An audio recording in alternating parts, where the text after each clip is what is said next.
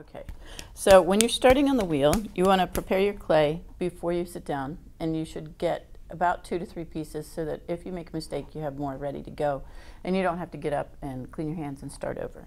You want to wedge the clay, and then you bring it over here, and for beginning students, I'm going to be teaching you how to make a bowl first on the wheel.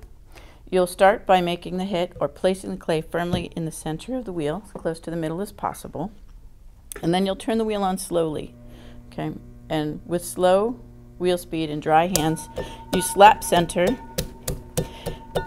the clay till it's more secure and more towards the middle of the wheel. Get it as close to the middle as you can. And you want to center it so that it's more of a mound and not a pancake. Slap centering is good because it makes the rest of the centering process easier. So once you finish slap centering and you've got it as close to the middle as possible, seal it to the wheel. Use your right index finger, still dry, and smear some of the clay onto the wheel head so it doesn't come flying off, so it's really well stuck. Then you're going to wet your hands and wet the clay.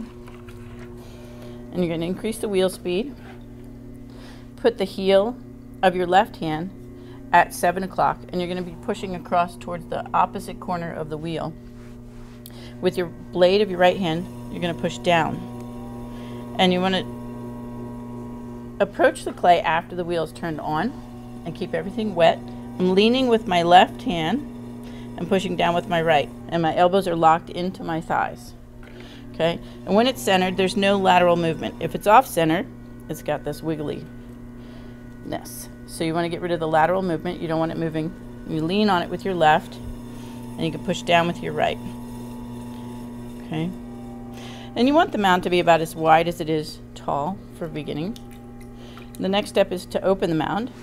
Again, you wet both your hands, and you're going to put your thumbs together and the back of your hands together and make a single hole. Okay? Again, keeping your elbows anchored towards your body. Okay? And you don't want to lift your wrist. If you lift your wrist like this, it'll all of a sudden become weak and you won't be able to control the clay. And you want to stop about 1/4 to 1/2 inch from the floor.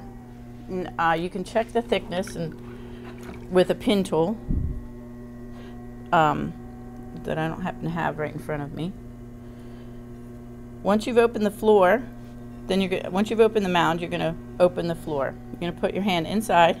You can use your dominant hand. For me, that's my left. And I'm going to pull back and up to create a curve. Because a bowl has a constant curve, it should have a curve in the floor. So I'm pulling my hands out and up to make a curve in the floor. After I'm done that, I'm going to begin pulling the walls up. Start with the rim statement where I take my left hand and hold it on either side of the rim and my right index finger and push down just a little bit on the rim. The reason for doing a rim statement is to keep the rim in round, to keep it from being off center, and to keep it from getting sharp as you're pulling the walls up. So every time you finish a pull, you do a rim statement. And then you do a foot statement to set up the pull, where I've indented the foot, the bottom of the piece, the mound right here, so that I can then stick my sponge in there, grab the clay with my right hand having the sponge, and then my left hand is inside and a little bit above the other hand, and I'm pulling up and out to make this bowl form. You want to pull it a little more vertically first so that you can keep this bowl from flaring too much. Finish the pull with the rim statement and then set up the next pull with the rim statement and then the foot statement to repeat the process. I'm going to pull again, tucking my sponge into the foot statement, and my left hand is inside,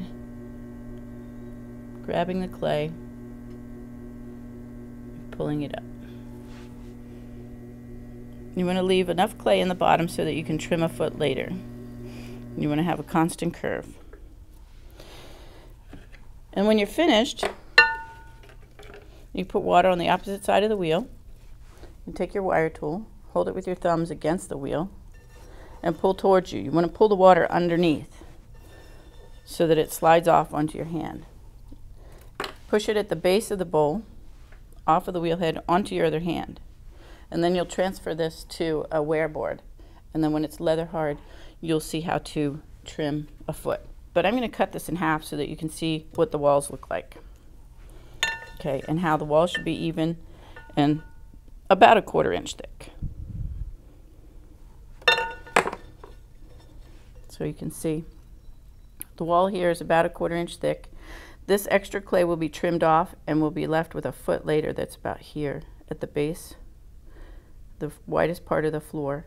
So we'll be trimming here and here and leaving a foot here to create a foot. And there you have it.